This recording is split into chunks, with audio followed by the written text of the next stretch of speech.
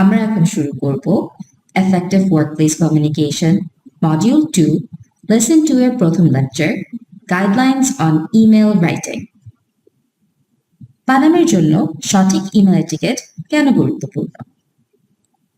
সঠিক email etiquette শুধুমাত্র ফর্মালিটির ব্যাপার নয়, এটি গ্রাহকের অর্থাৎ রেসিপিয়েন্টের সময়ের প্রতি সম্মানজনক এবং কার্যকর কমিউনিকেশন অর্থাৎ এফেক্টিভ কমিউনিকেশনের জন্য একটি এসেনশিয়াল ফ্যাক্টর। এটি নিশ্চিত করে যে আপনার মেসেজগুলো স্পষ্ট এবং ওয়েল রিসিভড হয় এবং উদ্দেশ্যগুলো কোনো অ্যাম্বিগুইটি বা ধোঁয়াশা ছাড়া পরিষ্কারভাবে বুঝে নেওয়া হয়।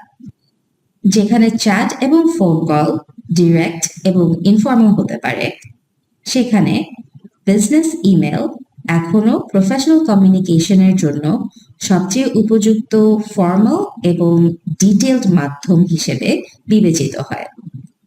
এখানে কিছু মৌলিক ইমেল এটিকেট মনে রাখার সহজ উপায় দেওয়া হলো। মনে রাখবেন, format F. Format consistently. O. Observe to proofread. R. Review attachment. M. Match email address. A. Address correctly. T. Tone it actively. চলুন এবার একটু বিস্তারিতভাবে জেনে নিই। F. Format consistently বা format in a standard way। আমি কি ফরম্যাটের ধারাবাহিকতা অর্থাৎ কনসিস্টেন্সি রক্ষা করেছি? ফন্টগুলোকে সিম্পল এবং ক্লাসিক রাখুন। পানামের ডেজিগনেটেড ফন্ট গাইড ব্যবহার করুন বা 11 বা 12 পয়েন্ট ক্যালিব্রি বা এরিয়াল ফন্ট টাইপ রাখুন। কখনোই কমিক স্যান্স ব্যবহার করবেন না এবং রঙিন ফন্ট এড়িয়ে চলবেন। স্ট্রাকচারের স্ট্যান্ডার্ড বজায় রাখুন। Keep structure standard. পুরো মেসেজটিকে ক্যাপিটালাইজ বা ক্যাপিটাল লেটারে লিখবেন না। অল ক্যাপস বা আপার কেস চিৎকার হিসাবে গণ্য করা হয়। হাইলাইটিং, বোল্ডিং, আইটালিক্স এবং আন্ডারলাইনিং অতিরিক্ত ব্যবহার করবেন না। শুধুমাত্র খুব নির্দিষ্ট অংশের জন্য এগুলো ব্যবহার করুন, একবারে কয়েক বাক্য জুড়ে নয়। ও অবজার্ভ টু প্রুফরিড। আমি কি প্রুফরিড করেছি? একবার ইমেল লেখা শেষ হলে রেসিপিয়েন্টের দৃষ্টিকোণ থেকে ইমেলটি আবার পড়ে নিন, যেন এটি অর্থপূর্ণ হয়। টাইপো ঠিক করার জন্য স্পেলিং বা গ্রামার চেক ব্যবহার করুন। আর রিভিউ অ্যাটাচমেন্ট। আমি কি অ্যাটাচমেন্টগুলো ঠিকভাবে সংযুক্ত করেছি? প্রয়োজন না হলে অ্যাটাচমেন্ট এড়িয়ে চলুন। পাঠক বা রিডারের স্টেপ কমাতে মেসেজ বডির মধ্যেই ডকুমেন্টের নির্দিষ্ট অংশ কপি পেস্ট করে দিন।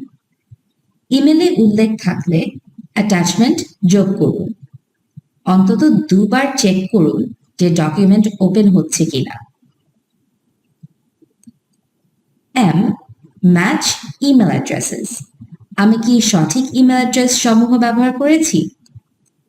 সেন্ডারের জন্য বলছি, সব অফিসিয়াল যোগাযোগের জন্য সর্বদা আপনার পানামের নির্ধারিত অফিসিয়াল ইমেল অ্যাড্রেস ব্যবহার করুন।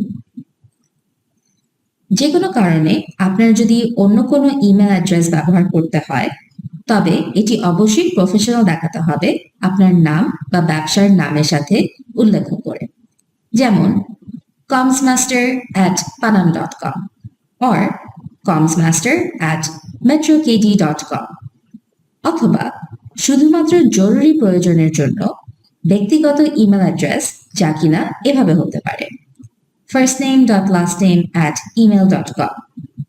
কখনোই ব্যক্তিগত ঠিকানা ব্যবহার করবেন না যা ইনফর্মাল দেখায়। যেমন poem_lover123@email.com। এখন রেসিপিয়েন্টসদের জন্য বলছি।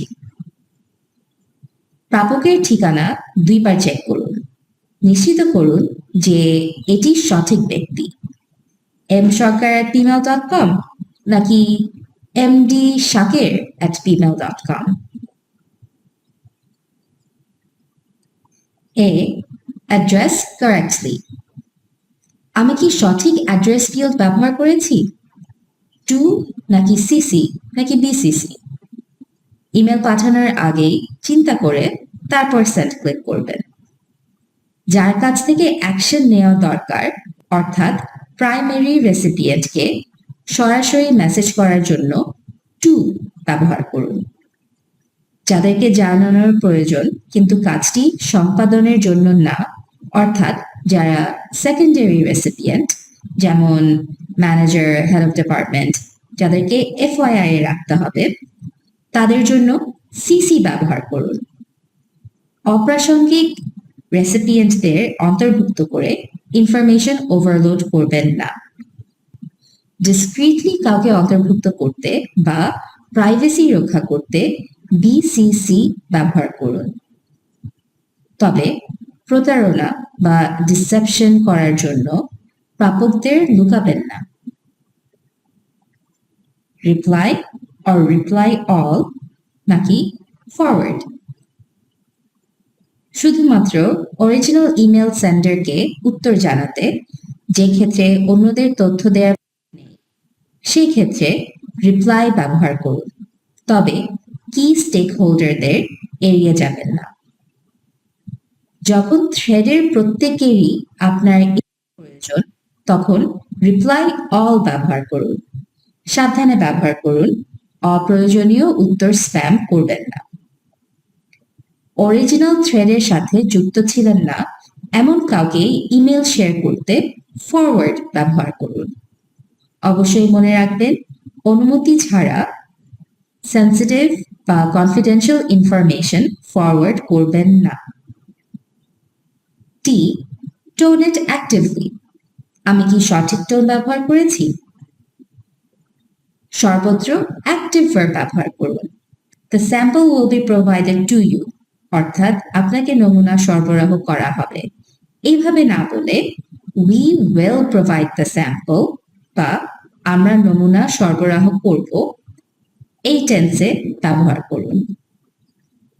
পাঠানোর আগে নিশ্চিত হবার জন্য জোরে জোরে আপনার ইমেলটি পড়ুন যেন আপনার স্ট্রেট ফরওয়ার্ডনেস বা ডিরেক্টনেস কোনোভাবে অ্যাব্রাপ্ট বা রুড টোন হিসাবে ভুল বিবেচনা না করা হয়। মৌলিক আচার ব্যবহার বেসিক ম্যানার্স মনে রাখুন। অনুরোধের জন্য প্লিজ বলুন এবং সাইন অফ বা অনুমতি সম্মতির জন্য থ্যাংক ইউ বলুন। আমরা সবাই ব্যস্ত এবং কেউই দীর্ঘ কনফিউজিং ইমেল পেতে পছন্দ করি না।